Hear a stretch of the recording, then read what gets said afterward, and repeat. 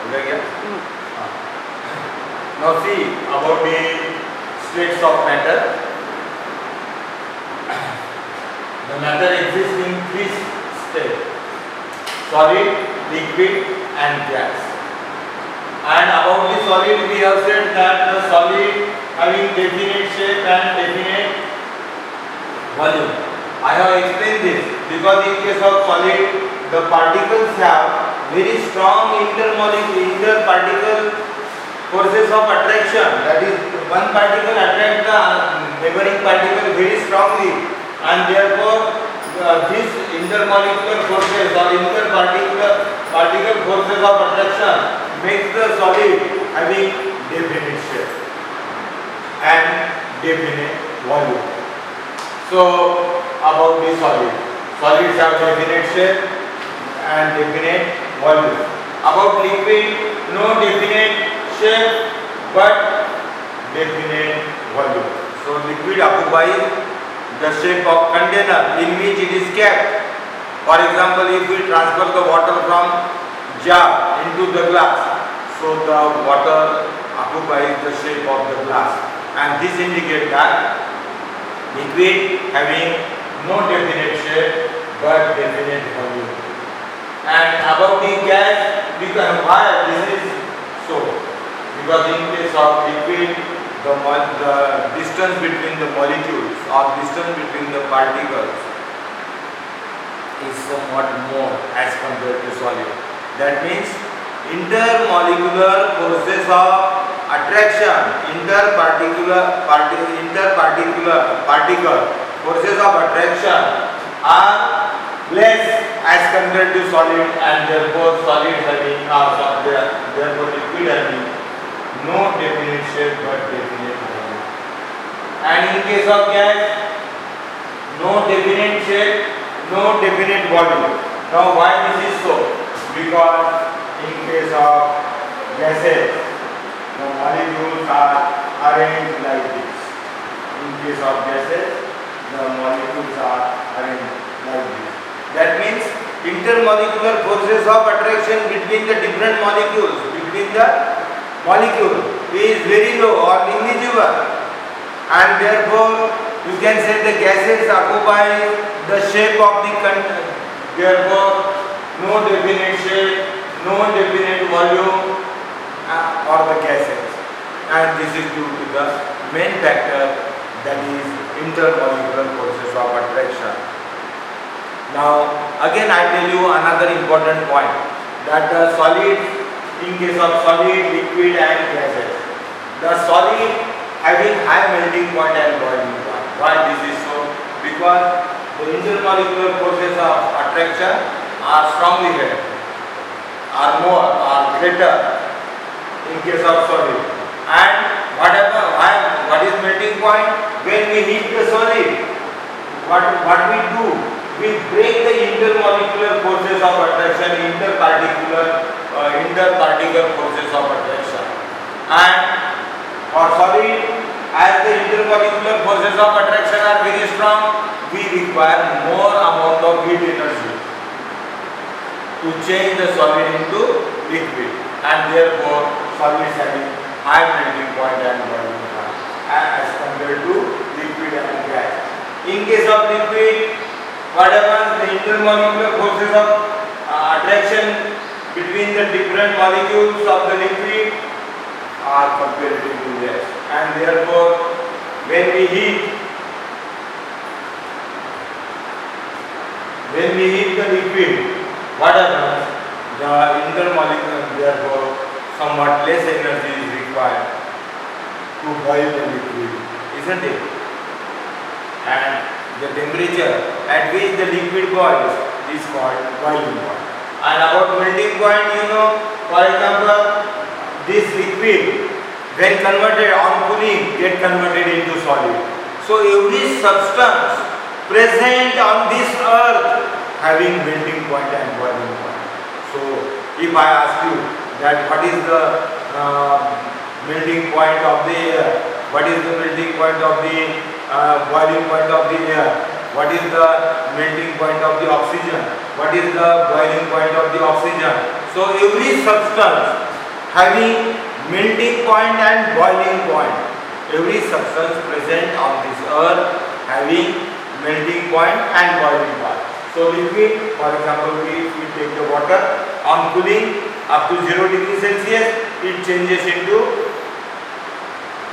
ice, and the temperature at which ice melt is called its melting point. For example, in this way, melting point of the liquids are also calculated, are determined. Melting point of the liquid are determined. So about the gases, as the gases having negligible intermolecular forces of attraction, interparticle forces of attraction, and you can say no definite volume, no definite shape. So boiling point and melting point of the gases are comparatively very low as compared to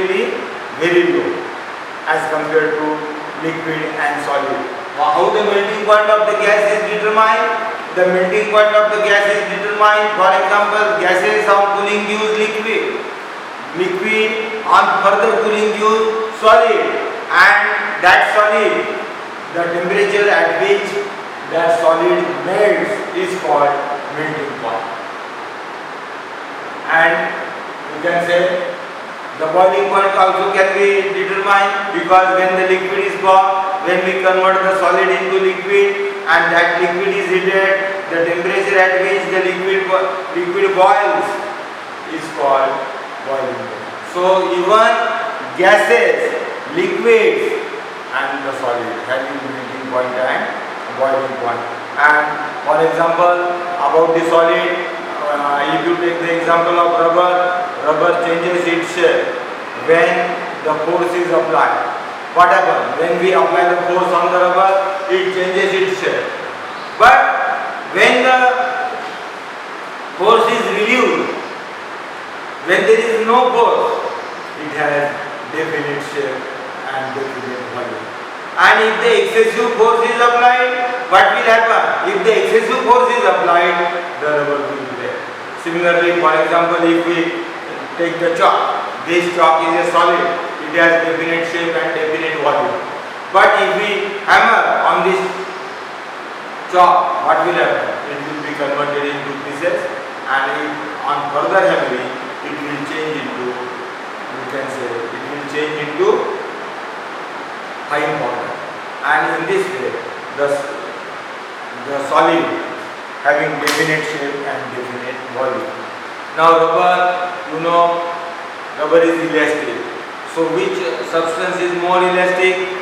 For example, I will say that rubber is elastic, but more than rubber, the metals are more elastic. Metals are more elastic. You know, the shock of the vehicle are made up of spring, and as there is a pressure, you can say, again when the pressure is relieved, the shock occupies the original position. That means elasticity of the metal is more than rubber. You will study in physics. So remember only at this point that the metals are too much elastic as compared to rubber. Rubber is elastic. And again, for example, spring. We are using the spring in our ball pen, and there is a pressure, and when the pressure is relieved, the spring occupies the original shape. That means metal having more elastic nature than the rubber. Remember. So this is important point that I have told you. And then about the gases. So gas molecules having no intermolecular forces of attraction. The gas molecules are quite apart from each other. And see, in case of solid, the molecules are compactly arranged, and therefore intermolecular forces of attraction between the solid molecule are more, and therefore solids having definite shape and definite volume. In liquid, the intermolecular forces of attraction are very low, are less, and therefore liquid having no definite shape but definite volume. And in case of gases, the molecules are quite apart from each other, and in case of gases, the molecules or particles have high degree of freedom of movement. High degree of freedom of movement means gas molecule move easily. For example, I have given you the example of lighted and unlighted incense stick. For example, if we put the incense stick in the classroom at one corner, we have to go much near to the incense stick for getting the smell. But when the incense stick is lighted, there is a evolution of smoke, and the smoke gas molecules are evolved, and that gas molecule mixes with the molecules of the air, which comes near to each other, near to us, and we get the smell. So this is how the gas molecules having high degree of freedom of movement. High degree of freedom of movement. High degree of freedom of movement.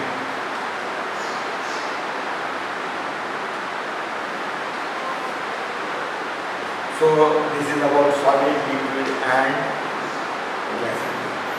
Now another important point that these three states of the matter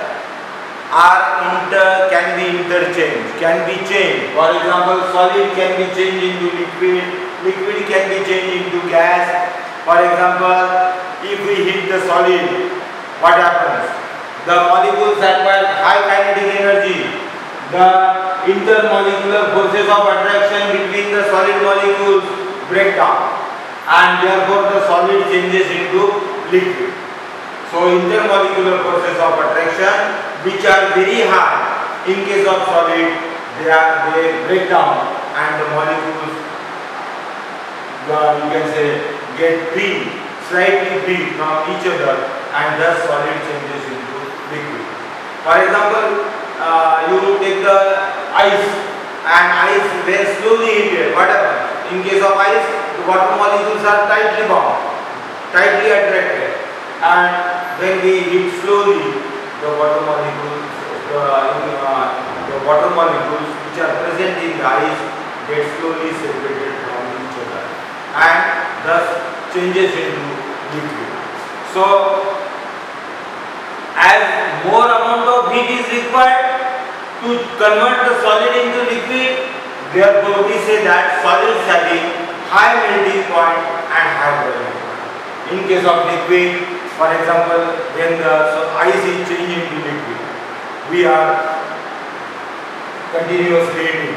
Then at 100 degrees Celsius, water starts boiling, and the, you can say, kinetic energy of the water molecules becomes higher because of the supply of heat energy, and thus the temperature at which water boils is called boiling point, and which is about 100 degrees Celsius. And in this way, you can say liquid requires less energy. Then, for example, about gases, the intermolecular forces of attraction are negligible.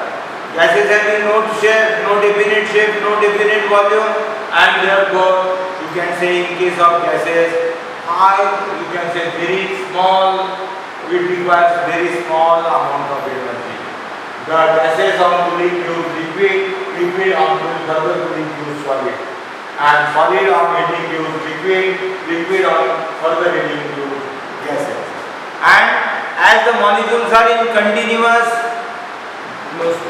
motion along the straight line path in zigzag way, that means, for example, this molecule move here, this molecule may collide with this molecule may collide with this molecule, and you can say this molecule may collide with this molecule, again this molecule may collide with this, or this molecule may collide with this, and in this way there is a collision in the gas molecule, and this collision of the gas molecule in the container or in the balloon, for example, when we fill the air, what happens?